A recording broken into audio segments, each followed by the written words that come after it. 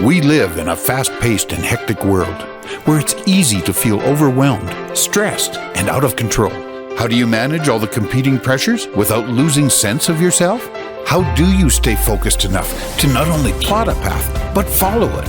Welcome to Recovery Road, a show that offers inspiration, insight, and intelligence, as well as success stories from many walks of life that can show you how you can control your own destiny. Our knowledgeable and entertaining hosts and their guests give practical advice that you can use every day on your road to recovery. Now, here are your hosts, Leaha Mattinson and Greg Bird.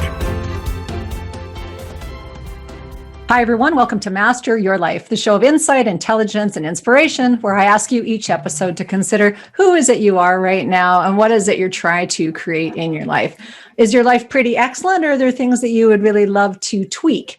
And that's what we talk about on every episode. It's wonderful this week, once again, on the Divine Wellbeing and Financial Wellness Show to welcome my co-host, Greg Bird. Greg, how are you doing today? Great. Thank you, Leaha. And oh man, I'm excited again today because I got one of my best friends, Mr. Deepak Sharma of Primus Physiotherapy with us today. This guy, anytime you hear the word pain, he will fix you. I guarantee it. So I'm going to tell a little bit of my testimonial and get right into that. But before we do, we have to do meme of the day before we do a formal introduction here to Deepak. But Deepak, we do want to welcome you. Thank you for joining us. Pleasure, sir, always. Thank you very much. Yeah. Excellent. Well, we actually had some really funny things. So I'm watching the hockey game the other night, and remember that one thing I said about the gambling website? It's actually on a commercial now while I'm trying to watch hockey, and that's like enticing me to gamble. So I tell you, that comes up a few times on this garbage on social media, but here's a good one. So this is from my friend Robin White. Meme of the day. Deepak, are you ready for this one? It says, yes, March 2021. Pretty much the same as March 2020, but now we have some toilet paper. So that's funny. That was a good one. But there's a couple other good inspiring quotes. So this is a quote by Charles Orlando. It says, look in the mirror. You are now looking at the person responsible for your happiness. That's absolutely perfect. And this is a good one too. So a little bit of spiritual nature to this one. It says, I threw in the towel. God threw it back and said, wipe your face. You're almost there. There you go. Some good ones. Our dear friend Nicole Hornberger out in the world of social media. Thank you, Nicole, for that one. So anyway, so that's our meme of the day, Deepak. I just want to share with the audience here, you and I become really good friends over the 2 years that I've got to know you in our local business networking international chapter, BNI Enterprise. And you've got probably one of the best reputations of members on that chapter. So just a testimonial to you, Deepak. I first got to use your services, your physio, to be one of your consecutive satisfied patients. And I was suffering really, really bad tendonitis in my arm, playing a little bit too much baseball with the little birds in the summer. And then it literally turned to tennis elbow. I'm like, oh my God, I better go see Deepak before it gets any worse. And within one treatment, you literally turned things right around for me. I didn't have to take any painkillers, no medication, heaven forbid ever get any unnecessary surgery. And that's a little bit of your mantra. So Deepak, just to share a little bit about that at your practice. Sure. Thanks for the awesome introduction, by the way, Greg and Leaha. It's a pleasure to be here with you guys. So we are a purpose-driven company, right?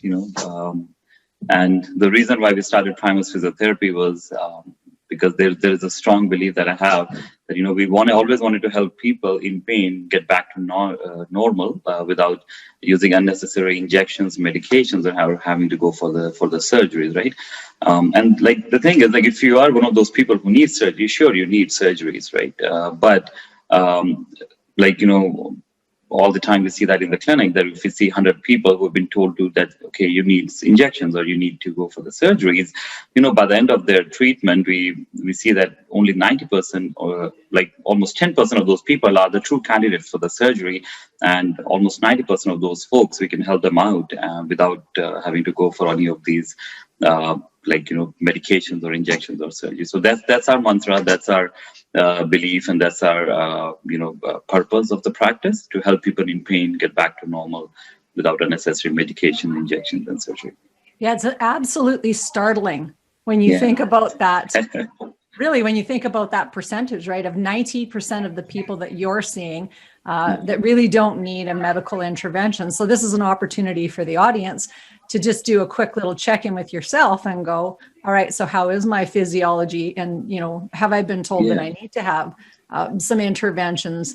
And maybe is that true? Because part of the mastering your life is developing an intelligence about your physical, mental, spiritual well-being. And that if you've been told over and over again that the only way to get well is that you need to have medications or stuff that is insidious, that, you know, that's really invasive, that might be what you're convinced that you need to have happen. So I want people to perk up your ears and really tune in to this episode, because you're going to get some alternative treatments, which I'm a huge fan of, because I've been banging on the same drum. So I was delighted to meet you. I was like, oh, somebody who's speaking my language. Yay! So good. So good. So Greg, maybe before we go on, you could give a little bit of Deepak's education and stuff, or share it. Maybe you could share what's your education? Yes. So I got all my like professional education from India. Actually, I did my bachelor's in physical therapy and then my master's in orthopedic physical therapy, all from India. And when I was in India, I got a chance to work for one of the Asia's biggest private sector hospital. And there was a lot of learning that comes through that. You know, when you're working at such a prestigious institution, you get to learn a lot of things. You get to work with a lot of people who are like pioneer in that industry. People who are really like, they just know their stuff, right? So they are there because of a reason. So yeah, I was lucky enough. I've been practicing for almost 15 years now. Started my first job in 2006 December. So yeah, it's my 15th year running. So I think I've traveled quite a bit, and I like still travel quite a bit to attend different conferences, workshops, anything that helps me educate myself, and anything that helps me become a better professional, or anything that helps me be a better physical therapist. So yes, to achieve that, I've traveled a lot of places. I don't even want to name them, but now in the last few years, I've been traveling quite a bit to states, and that's where my travel is limited to. And I also been, coaching and training other therapists, come from all over the world, and help them be a better physician. And just trying to, because myself, I can only help so many people. But if I have an army of, talented therapists who can replicate the same thing what we do in our practice, we certainly can go and help out many more people. Yeah, and you were sharing with us, you have 3,000 satisfied patients. So 3,000, Greg, actually in only in this clinic. So this clinic is not been 3 years old. It's probably, we opened this clinic in July of 2018. So it's a little over like 2.5 years. In just over 2.5 years, we have over 3,000 satisfied clients. That's awesome. That's remarkable. That speaks a lot again to your practice, your character, your credibility. Like people, when I talk to the ones that I know that have actually gotten treated by you and any one of the therapists in your clinic, you've changed their life. And I can be one of those testimonials where literally I thought, oh my God, I've really screwed up my arm. And here you just explained it in such layman's terms to me, and then you made me understand the solution, the treatment, and then did the stretches. And man, within a couple of days, I was cured. I can play baseball again without feeling the pain. So there's something about your mantra. You said you don't treat the pain, you treat the source of the pain. Is that correct? Absolutely. And I think that's where a lot of other professionals, and mainly when it comes to the medicine and the health sciences, I feel like, we don't really do a good justice with our jobs, that because we always try and treat the symptoms of what patient comes to us with. Like a lot of time patient symptom can be like, patient can come and say, hey, I feel pain in my right shoulder, right? And whether it's therapist, physical therapist, chiropractor, even physician, first say, they're like, okay, either go and take this Tylenol because it'll take the edge off your pain, right? You feel better with the pain, but nobody ever bothers to dive into it. Or there's very few clinicians who actually would take out time to dive deep into and see what exactly is causing that pain, because pain is such a subjective finding, and it's just a symptom. So that's one of our mantras, that we would really like to focus on the cause of the problem, not just what's superficially you can see. So if somebody comes with pain, we don't really treat the pain, and we are very upfront about it, and we tell them, hey, don't worry about the pain. I'm not going to treat your pain, but this is what's happening with you, and this is the root cause of the problem. And that's one of the things that we try and explain them, because I also feel like a well-educated patient, they can commit to the treatment in a better way than an uneducated patient, right? So we try and educate them to what's going on with them and why we're doing what we're doing. And then we help them understand, okay, this is the cause of your pain, and I'm going to work on this area. At times it is quite possible when we are doing that you don't see some instant results, but whatever you will gain out of it will be more permanent in nature, instead of just taking a Tylenol or an Advil and get like a temporary pain relief, or just get those TENS machine and IFC machine hooked up where you feel some temporary relief. So. Yeah, and the temporary relief only can sometimes actually aggravate things, because then you go ahead and do whatever the thing is that you were doing. 100%, right? So because once your pain is masked, whether it's by putting on those taking Tylenol, Advil, or hooking up those TENS and IFC machines, or simply just as rubbing those A535s, they mask your pain for a few hours, so you just feel like a Superman, and you want to do everything and anything, right? and end up hurting yourself more. Yeah. Alcohol is another one that we see. Another one, yes. Another one that we see. Yeah. It's not an uncommon way of coping with pain, especially if people have been dealing with long-term complex pain and they've gone to a few treatment practitioners and they haven't had any results. They give up because they just go, I'm standing now in this place of chronic pain and I hurt everywhere and I don't feel in the least bit incentivized to get myself out of that. So the only way I know how to cope is by doing these things that actually cause more harm. And so again, just everyone perk up who's maybe been using that as a way of managing long-term chronic pain. And this might be another way of actually approaching the issue and looking at it from a functional perspective of how do you want to live your day-to-day life, which is what I really appreciated about when we talked, is like, that's how you approach it. So it's not like somebody comes in and goes, oh, it's like I got a sore elbow, but you go, what's it preventing you from doing? And right. Yeah. So, and again, I think we talked about that too, that, for me, necessarily, like I don't, so for me, over the years, that's one thing I have learned, that pain is not something that affects people as much as their functional limitations. So if somebody who's dealing with, on a scale of 0 to 10, if your shoulder hurts like 2 on a 10, right? But if that 2 on a 10 intensity pain, which is considered a mild intensity pain, is not allowing you to lift your grandkids, like it's not allowing you to even take a gallon of milk out of, of the refrigerator, or it doesn't allow you to put on your jacket, doesn't allow you to, do your hair and stuff like that. So I think that's a bigger problem for you. That's a huge problem. Right? So I am a firm believer of that, the pain is not something affect people as much as their functional limitations. And at times it is quite happens that, we treat patients who are, who have some sort of chronic condition that they cannot be completely fixed, but we certainly can treat that condition. And there are two things always, treatment and cure.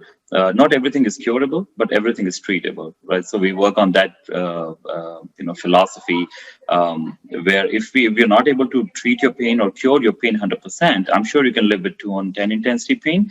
But if I'm able to help you, be functionally very active, where you can do your hair, put on the jackets, and do a whole bunch of stuff like that, the life becomes much more enjoyable, right?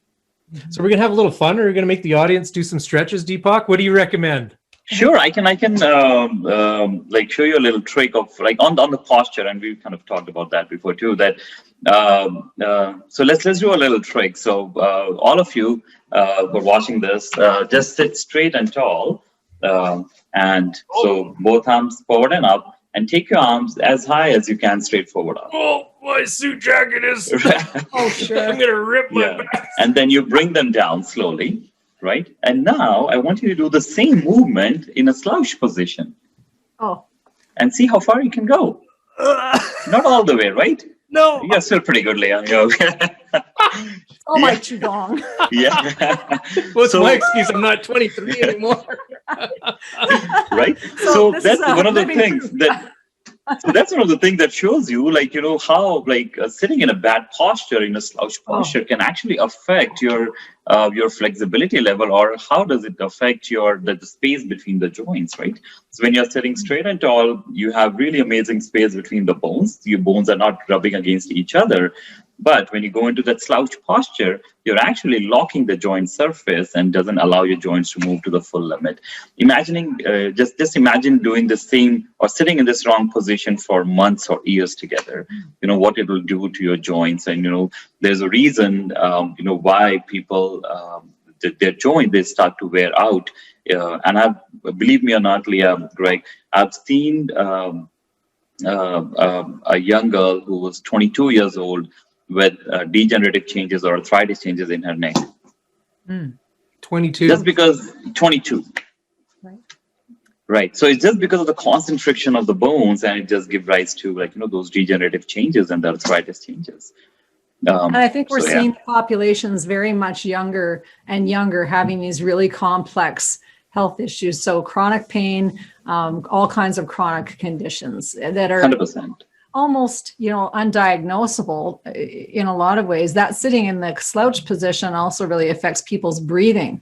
So as we're going sure. through this, sitting Yeah, and 100%. sitting inside and going through the COVID stress, people can get more and more, not only complex physical health problems, but also more complex mental health problems just from not breathing properly. So when you think about it, it's as simple as just sitting up and, roll your shoulders back. Take and a deep breath.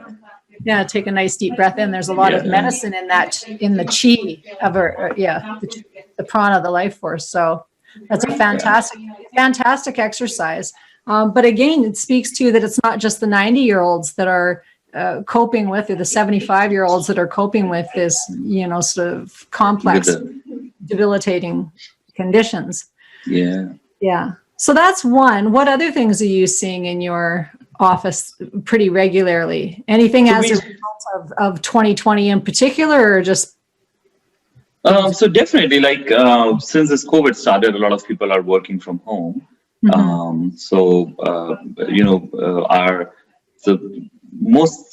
most number of cases we used to see before this COVID started was lower back pain. And again, as per the research, lower back pain is one of the most common condition out there. And then every single person on this planet suffers with lower back pain at least once in their lifetime. It's a given fact in the research. Now, but since this COVID started and everybody's working from home, we actually, so the shoulder and neck problems actually surpassed lower back pain. So now it's so I think 7 out of 10 new patients that we see, they're all neck and shoulder. It's so common nowadays. And it's just the simple reason is because not everybody has well ergonomically designed setup at home. People are sitting on their, dining tables, on coffee tables, or wherever they can find a spot. And my one favorite is, and this is one of my patients, she was a short stretcher girl. She told me, hey, I've tried everything in my house. I've tried sitting on the staircase with a small table, dining table, everywhere. The only place that I've that suits me the most is the toilet seat. And it's funny, right? But yeah, she's like, I just close the seat, I'll just sit there. That's going to lead to more problems. I know, right? Oh my God. Plumbing problems. I told her, good thing you don't have to join those meetings on Zoom. Take the camera off. Holy moly. Yeah. Well, you know what, Deepak? I want to say something just from a financial wellness perspective. Is so many of us have the luxury of having these group plans, and people sift through what's covered, what's not, and physiotherapy is usually one of the main coverages within that. But a lot of people are so reluctant to use it. They'll go just for massage, and they'll forget about all this benefits of if they're in pain. Why not treat the source of the pain, to your point, and go to someone or a practitioner that's going to help? there's a second part to that. Is any business owner, here's a cry out to all of you, that why pay out of your pocket where you've already spent the after-tax dollars on treatment when you can actually open up a health spending account or a PHSP where you can actually then set up this account and have a certain amount where it's so tax effective to use your treatments, Deepak. So any of the business owners out there in Canada that have these types of plans, anyone around the world, there'll be something similar. You just have to work with an advisor to make sure you get that set up properly. But we're doing some of those plans every single day for business owners that, again, are coming to see great physiotherapists like you, Deepak. You may as well get some advantages out of it, right? Right, sir. Yeah. And just to kind of touch base on the first point that you made about, like, people, they don't use their benefits and all of that.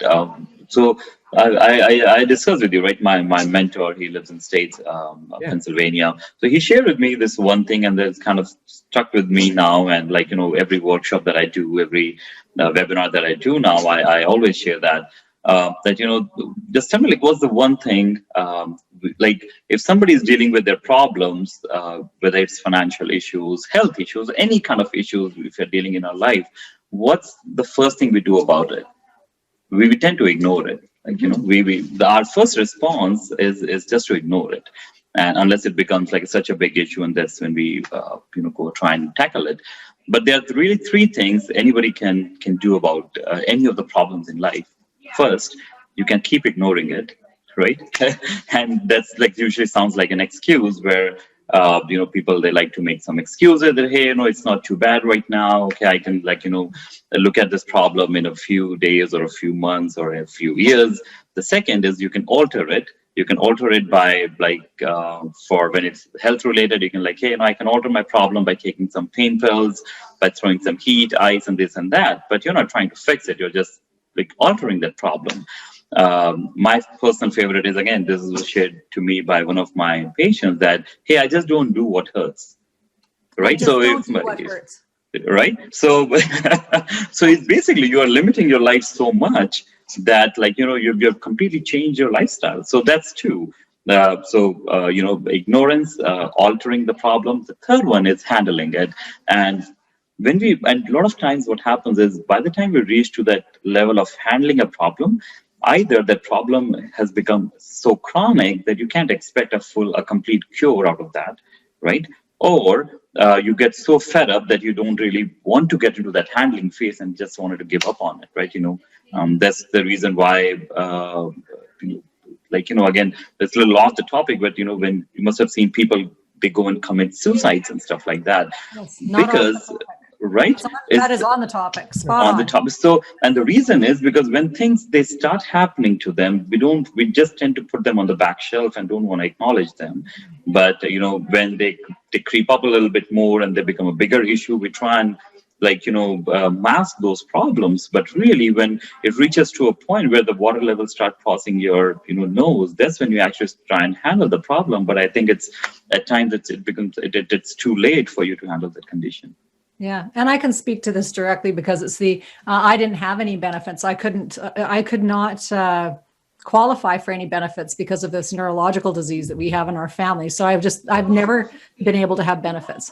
And so right? So anything that I've wanted to pay, it's been paid out of my own pocket, and lots of things have had to be paid out of my own pocket. However, saying that though, you value your health so much because you know the cost of not being well. And so I've got friends who've had tons of benefits and they've used them, and to their detriment, because then they just think, well, I can get one more solution to this thing, and I can, have this medication covered, and I can have this thing covered. But then they don't really, it's like they don't actually really engage full on in health as the perspective, as opposed to going, well, I'm managing illness, and, the whole human right of it's our human right to be well, actually, not our human right to go through life feeling like terrible, or a 7 out of 10 most of the time, and for some people a 2 out of 10. We're supposed to, it's our human right to feel well and to have health. So so whether you've got benefits or you don't have benefits, it's really looking at the quality of life that you want to have,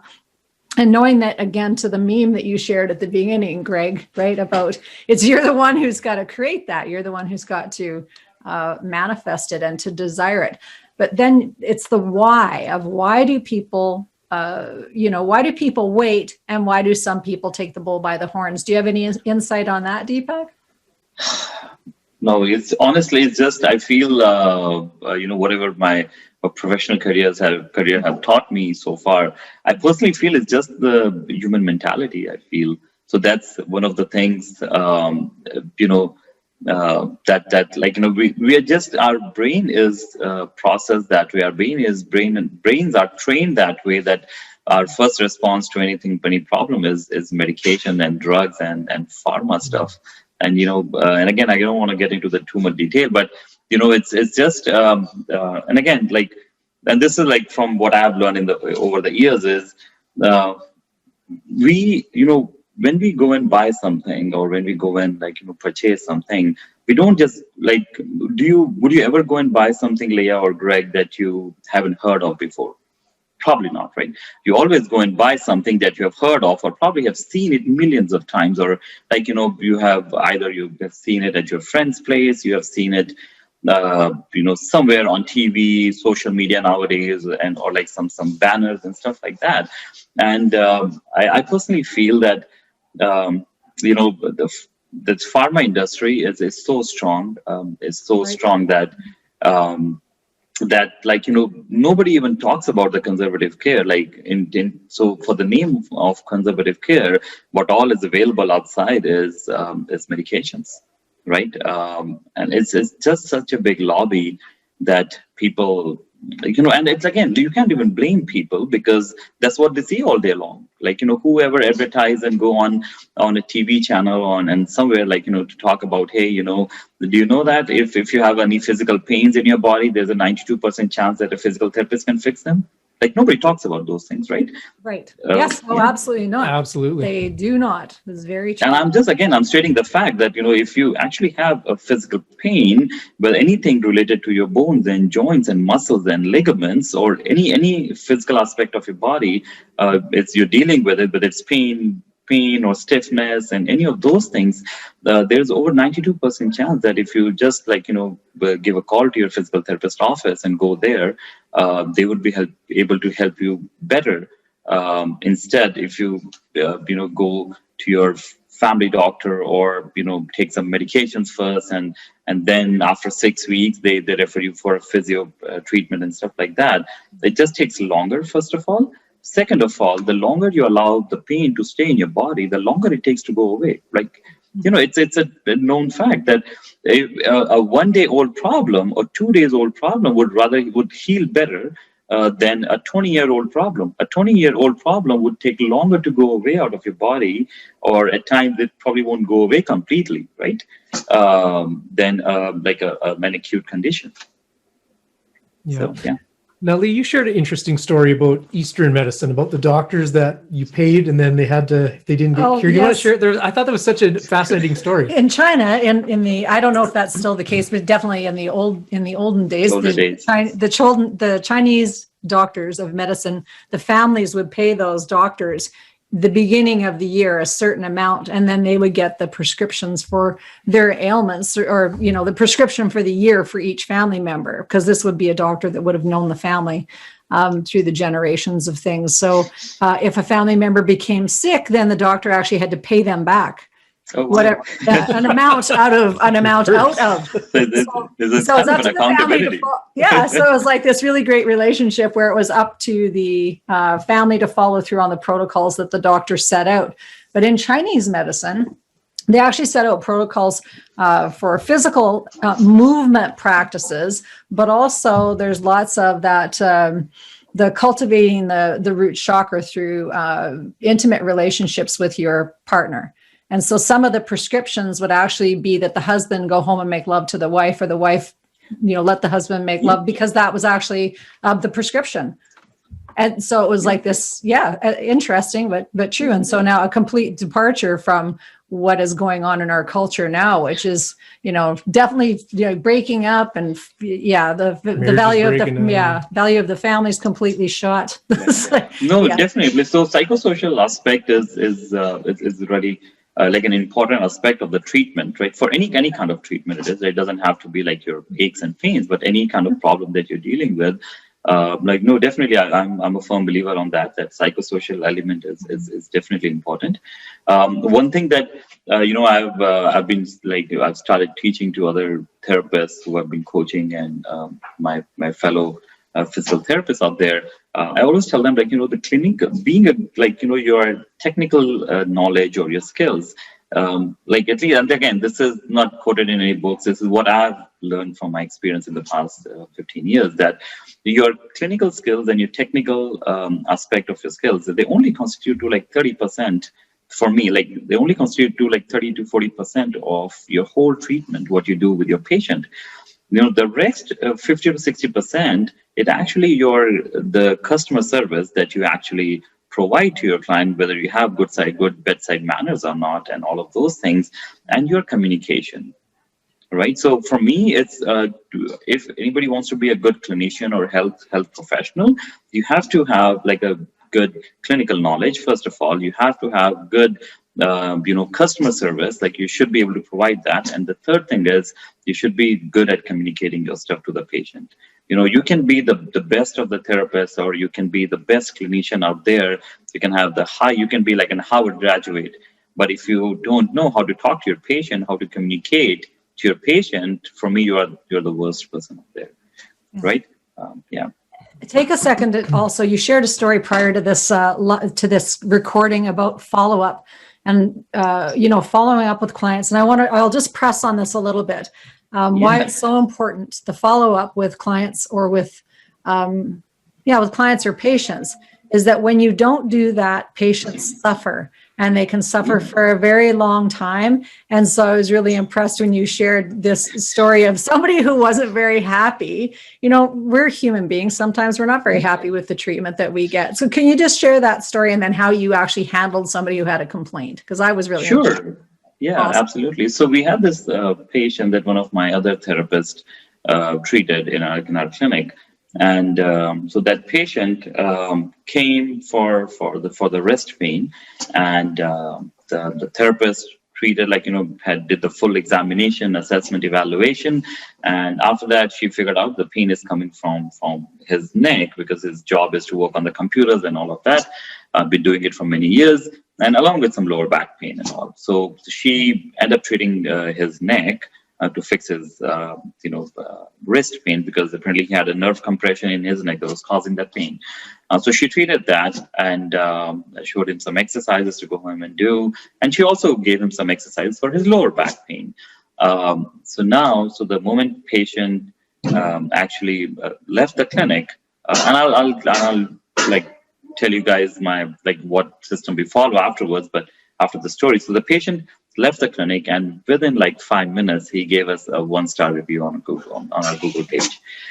And for us, people who know us, if you go on our Google page, that was the second 1-star review. The first 1-star review was somebody just trying to spam us. We never had that patient in our clinic, and I even replied a long post on that hey, I'm sorry, we never found you in the clinic list.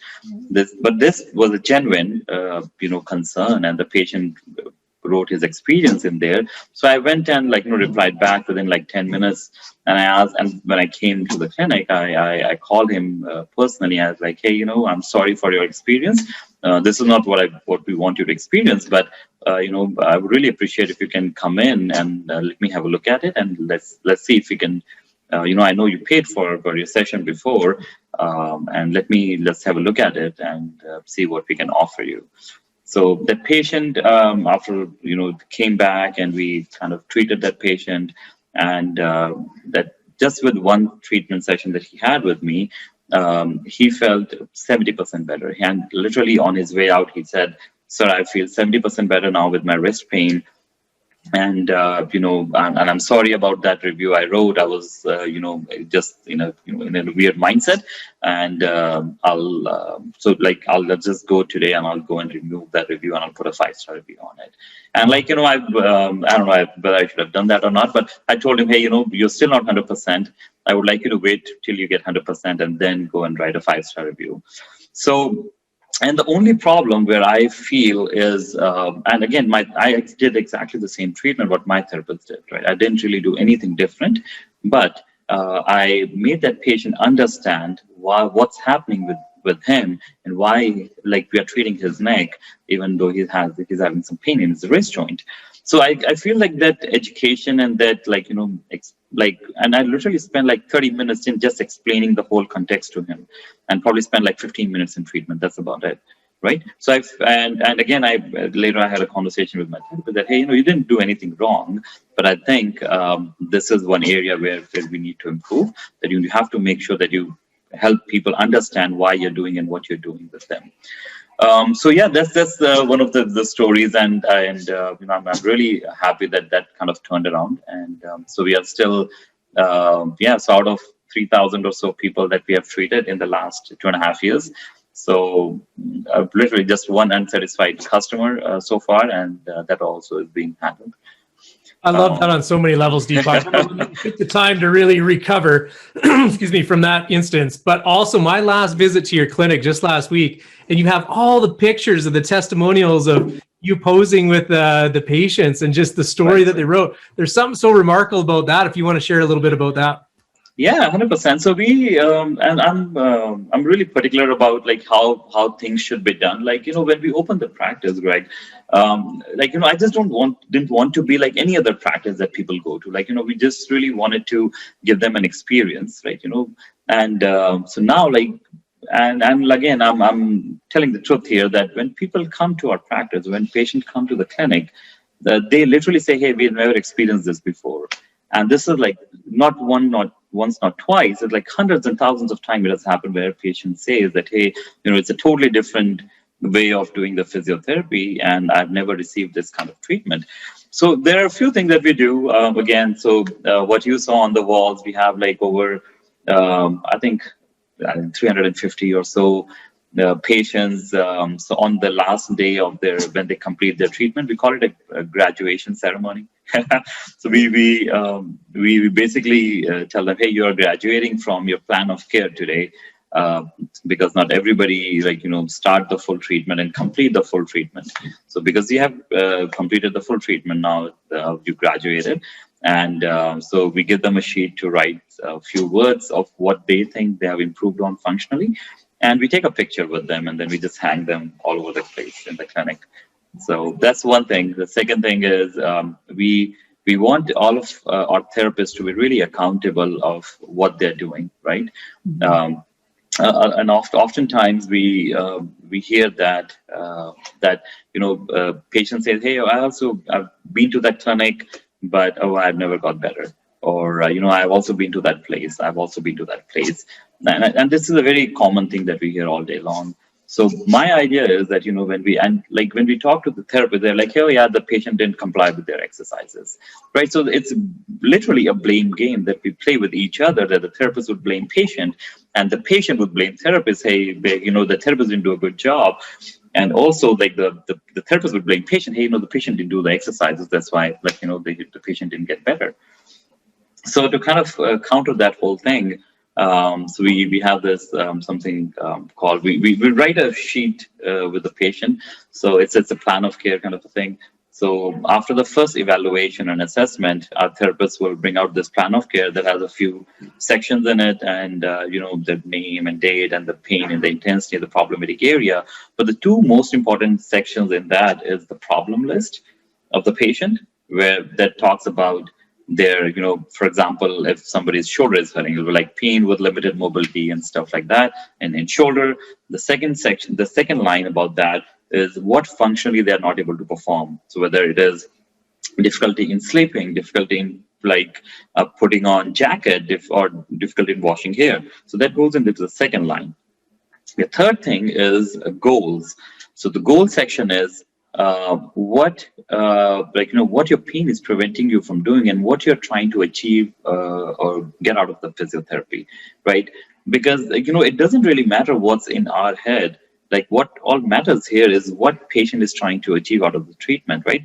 It is quite possible that the patient goal is not to be completely pain-free, because the patient is living with this pain for many years, and they know that, hey, I don't want to get 100% pain-free. If I get 100% pain-free, that's a bonus for me. But if you can help me walk my dog for 2 hours, that'll be great, So that goes into the goal section. And again, that comes back to the functional aspect of the life. And for me, that's quite important. So we write that. And then at the last three section is the plan of care, what therapist is going to do for the patient, whether it is hands-on and with dry needling and stuff like that. And then at the bottom, we write, okay, how many times the patient need to come and see the therapist? And with a mutual agreement, like, at times the patient is financially not very strong. They say, yeah, I can only come once a week or once in 2 weeks. Sure. So the therapist will accordingly plan the treatment. And at the bottom, they also write how many times the patient needs to do their exercises at home, whether it is 2 times a day for next 3 weeks, once a day for next 3 weeks, whatever it is, it looks like. And then they both sign that form. And we give a copy of that to the patient, and a copy goes into in our record. It doesn't really carry any legal value, but it's a good accountability measure, I feel, because it keeps the patient accountable, because he has signed the document that says, hey, he's going to do the exercises. And it keeps the therapist accountable, because the therapist now has committed to the patient after doing a thorough investigation that, hey, I can make you feel better, or I can help you achieve this goal in next 4 weeks. So now the therapists have to really do anything and everything to achieve that goal. Right. So that's another thing we do in the clinic, because again, there shouldn't be any blame game at all. Like, and again, I can again keep going on and on these things. For me, it's like if you take an analogy of tandem bike. Have you seen those tandem bikes where 2 or 3 people, they ride those bikes together? Yes. Just think about a tandem bike where 2 people are sitting on the bike. Then you start paddling. You decide, okay, this is our starting point. This is our our end point. This is where we are going. Then this is from where we are starting. So you start pedaling the bike. What would happen is if only one person is pedaling that bike, and so either that person would get tired and just completely stop doing the stuff, right? Or if only one person is pedaling that bike, may it be the therapist or the patient, it'll take them double or triple the time to reach to their target. Right. I'm glad you brought up a tandem bike, because truth be known, my first job coming out of university, and while I was going to university, was the big bike for the Heart and Stroke Foundation that has 30 seats on it. So you can imagine 3 seats across and then 10 rows, 30 people. And the going joke in a lot of the different groups that I had come out is everyone would stop pedaling and I'm the only one pedaling. I'm like, oh my God, guys, what's going on here? So yeah, I do remember. Yep, that hit close to home for me and all the fans we have on the show that know that big bike. Yeah. No, I remember that we had that conversation, right? I remember you mentioned that was kind of one of your first jobs, right? Correct? One of them, yep. While I was going through university. Man, that was fun. I got to tour through all the small towns, big towns, all through Alberta. It was great. It's good times. That's right. Yeah. So that's a little something that we do in the clinic to keep everybody accountable, right? And I think it's not difficult. And somebody who's who's good at what they do, they're never afraid of these accountability things, right? Right. Yeah, absolutely. Yeah. I love it. And because then people progress, they can give themselves a pat on the back for actually completing a task when it's done. You can also tweak all the way along too, right? And make revisions. Right, absolutely. And this is not like a set in stone thing. It's a very flexible plan of care. Some of these folks we treat, if they are so, they really just are on their exercise, they follow the whole plan of care. Instead of 4 weeks, it just takes them 2 weeks to achieve their target, right? And it happens a lot of times. Can you imagine? I just want everyone to think about that for a second. Yeah. The 90% of people who don't need treatment, who can come in and just follow a little bit of a plan that you might have checked off the list and you could avoid surgery. So for anyone who's actually had any surgery, just remember what that was like whether it's elbow surgery or hip replacement surgery or there's a million things that people go into. Oh yeah, there's a million things. The cost of the prepping for surgery, if you've got to have your kids taken care of, or you've got to get transportation there, and then the recovery from all of it, being off of work, just add up that cost. And there's so much of extra burden, financial burden on the healthcare system. Yeah. Nobody talks about that, but really, if you think about Leah, Greg, about all these what do you call, like the drug stuff and the substance abuse and all of those things, or narcotics abuse, that things are going on, or people who have been prescribed. And I can walk you through this whole circle again. Like, if you think about it, if there is a person who get into, like, for example, a work-related injury, right? That person goes again to the doctors, and again, like, based on what they find out and in his body, they may just start him with some mild painkillers. It can be simple as Tylenol and Advils. And what if the patient doesn't get better with Tylenol and Advils? Okay, you make another two-week visit, then you are on naproxen or you're on tramadol and stuff like that. Right. Things don't get better, right? And then you are on Tylenol 3s. Things that don't get better, then you're on Tylenol 4, then like codeine, and it's just a vicious circle that you keep getting trapped on, right? But once the person is on Tylenol 4s and, like, all these morphines and codeines, it's a totally different world altogether. Like, now the person is basically just started affecting their psychology and all of that stuff. They just don't either, because they're so used to those medications, they don't want to be off those medications because there's nothing else to manage their pain. So now, because now cognitively they're not healthy, physically they're not healthy, what's going to happen next? Like, they'll drop off out of the workforce, right?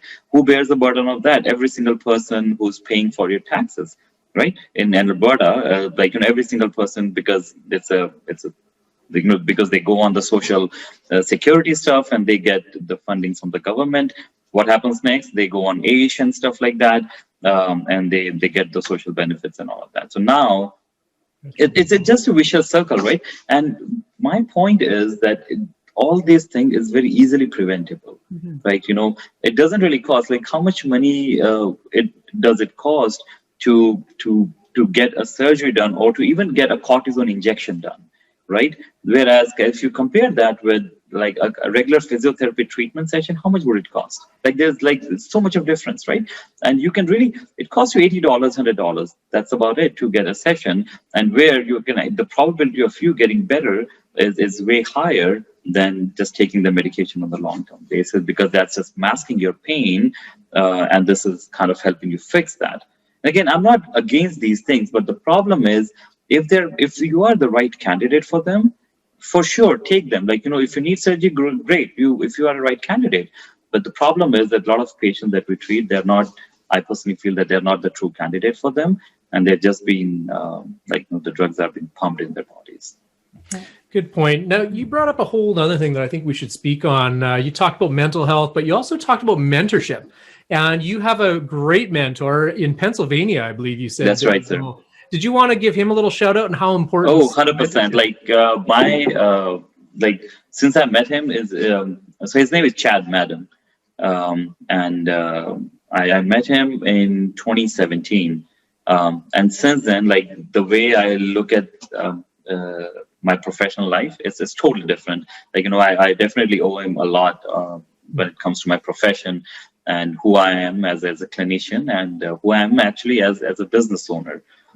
For sure. And there are some people that they actually think at a different level, and if you hang out with them, like, they elevate you to their level.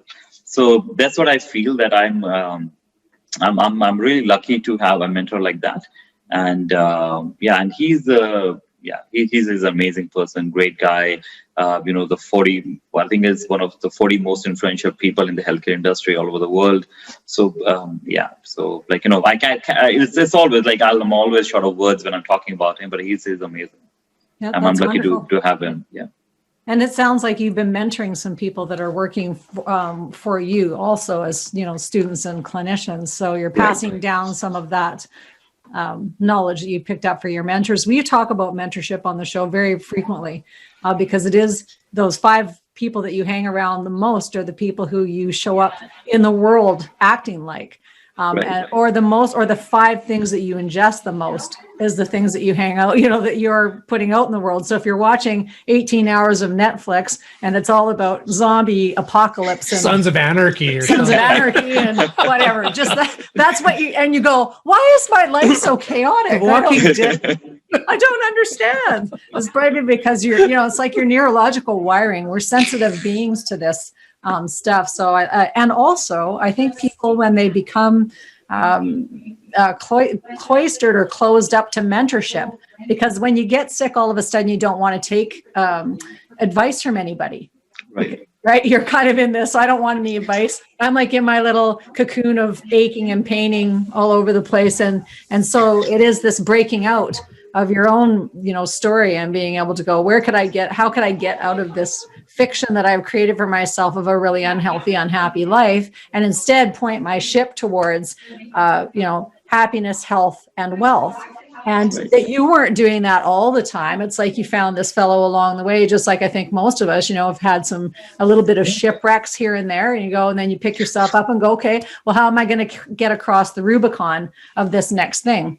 Right. But finding who are credible, huge. Yeah. And I think oftentimes what happens is like, what you want to do in your life, like, what your mission is, like, what you're trying to achieve out there, but you just don't have, it's important to have the right people on your side, right? And at times you just don't have right people with you, like who can mentor you, coach you, who can guide you, because like, that, hey, I have to take that route, I have to take that path. But whether like, and if I take that path to achieve my target, to achieve my goal, or to reach to that my final destination, what's the best sources I can utilize, right? You like, as a person who has never been onto that path, I don't know anything about it, right? If there is somebody who has been on that path, he can guide you that, hey, if you use bicycle, you're probably going to take 5 hours to reach there. But if you use, a car, you probably would reach there in like 10 minutes or something like that. So I think it's really important for us to have somebody who can guide you and provide you the source and provide you the information and the knowledge and all the tools that you need to achieve your goals, right? Because they don't write the goals for you. They don't give you goals. They basically polish you as a person and help you achieve what you have in mind. So yeah, but it's definitely 100% important to have a mentor. And it's so important to actually pick people who actually have achieved the result that you're trying to achieve. I say this in business coaching all the time.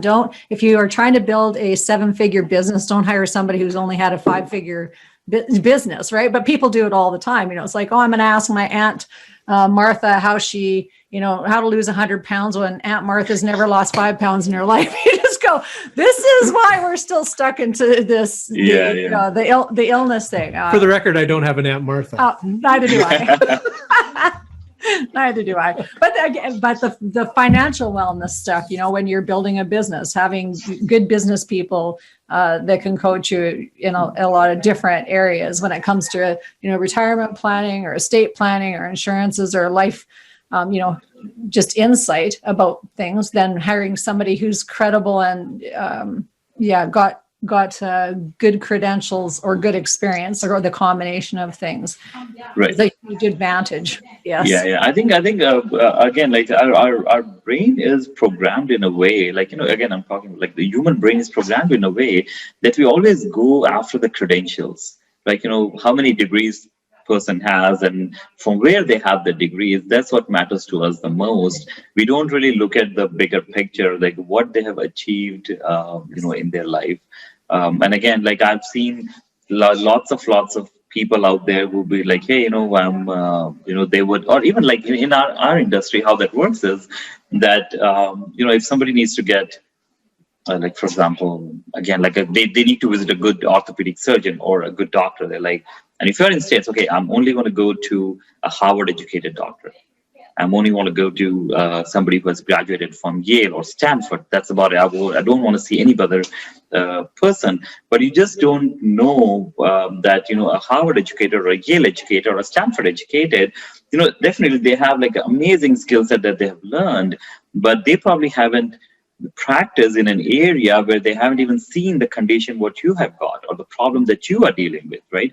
Whereas if you go, get a treatment for somebody like, in India or China, an orthopedic doctor who have seen in the last like 5 years of their practice, they have seen like millions of people with the same condition, but unfortunately they don't have the degree from Harvard. So, where are you best served? You're definitely best served with somebody who has treated the same kind of patients 1,000 times versus somebody who got good credentials, but have only treated one person of the same problem. Right. And agreed. So thank you for clarifying that, because definitely, it's not the credentials, it's the wisdom and the experience. Yes, absolutely. It's the wisdom, and because there's no match to the experience, 100%. Yeah. One last thing you did just on the mentorship, and we're coming up on the hour, and we'll do our song of the day, which is actually a really neat tie to our conversation. But you did something really neat for your staff. Is speaking of mentorship, you invited me out, and I got to bring one of my mentees, Leaha, along to talk to your staff. So you just want to share a little bit about that, how you invited me out? Yeah, for sure. So there is something that we do, and again, it's very unusual. Like I haven't seen any other clinics for the last 15 years I've worked with. But again, when we started this practice, is one thing I always wanted to do in our clinic was implement everything and anything that I hated, or that was not available to me at any other place. Right. So, for example, this was one of those things. We call them mentorship sessions. So every Wednesday, so we close the clinic, we shut the clinic main door from 12 o'clock till 1:30. The 12 to 12:30 is our weekly meeting. And all the staff members attend them. And from 12:30 to 1:30, we mentor. We kind of designed a schedule on it. For example, today we'll all study about neck pain or just neck condition. Then we go over there are 4 weeks in a month. So first week we'll talk about the basic anatomy, the key points to look at, and like that. So we have designed the whole system. But I've also now, we talk to the staff, what I want is once a month, I want to invite somebody, because nobody taught us, we only know the health side. Nobody taught us how to be, how to better utilize our finances, how to better manage our finances, or it can be any, how to have a good accountant, those kind of things. So I thought, okay, that's a really neat idea. Okay, let's do this. And so from now on, I'm going to invite once a month somebody if I know somebody in my circle, I will invite them. But if you guys want somebody specific to come and talk here for the next 1 hour every Wednesday or once a month, let me know what kind of professional you guys want. And I'll make sure I'll reach out to them and I'll invite them here and provide us with some wisdom, whether it's a field of law or legal aspects or financial aspects, accounting, whatever. Somebody needs to buy buy the house. I'll get a good realtor in and have them explain you what things to look for, what not to look for, so you don't end up burning your money out. Right. So that's the idea that I had, and I think when Greg, you came in, you were the first guest actually for one of those mentorship sessions, and it was very well perceived by the staff. And I know you had to encounter some harsh questions there, but again, because awesome.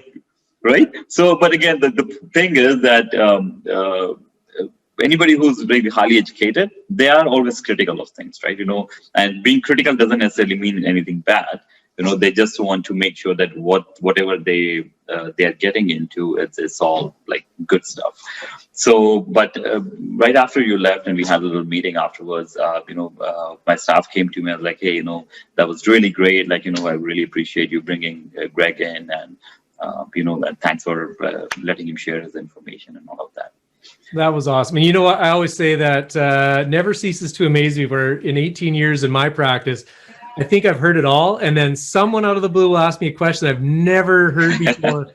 And boom, you had two of them in your room in less than an hour, ask me questions that I've never heard before. And there's never a silly question. So any of you listening today or watching us today, if you have any questions as it relates to physiotherapy, everything we talked about today, financial wellness and planning, please reach out to us. Deepak, what's the best way to get a hold of you? We are situated in Edmonton, so you can give us a call. The number is pretty straightforward: 780-540-1234. Yeah. Yeah. So, are you open for doing any business coaching? I wonder if you would actually have some people reaching out to you, possibly. Maybe. I would be happy to. I would be happy to. Whatever knowledge I've gained from my mentors, I'll be happy to pass it on for sure. Wonderful, wonderful. And Greg, you're going to take out the show with, of course, the song of the day. So I thought this was a good one. So Leah and I, we always ask, what's a good song that kind of fits? And we were talking a lot about pain today. So Deepak, we always talk about pain. So this one's by REM. Everyone's has heard this tune. It's called Everybody Hurts. But actually ties to more of the emotional pain. So I thought this was so fitting for you, Deepak. So here you go. Everybody Hurts by REM. When your day is long and the night is yours alone, when you're sure you've had enough of this life, well, hang on. Don't let yourself go, because everybody cries, everybody hurts sometimes. Sometimes everything is wrong. Now it's time to sing along. When your day is night alone, hold on, hold on. If you feel like letting go, hold on. If you think you've had too much of this life, well, hang on, because everybody hurts. Take comfort in your friends. Everybody hurts. Don't throw your hand. Oh no, don't throw your hand. If you feel like you're alone, no, you're not alone. If you're on your own in this life, the days and nights are long.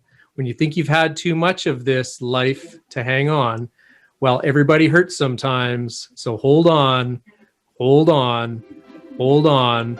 Everybody hurts by REM. There you go. So true, sir, right? Yeah. Well done. But you don't have to hurt anymore, because you can follow up with Deepak Sharma and Greg Bird. They'll be happy to help you out of your physical and financial pain. Thanks again, Deepak, for joining us. No, it's my pleasure to be with you guys. Thank you very much. Thank you. I'll take out the show to say, everybody, love yourselves, love each other, mind your mind. That's all for us. Bye for now. Thank you for being a part of our program today. Master Your Life is a presentation of Leaha Mattinson Enterprises, Inc. Join us next time on Master Your Life, helping you to discover the very best of you.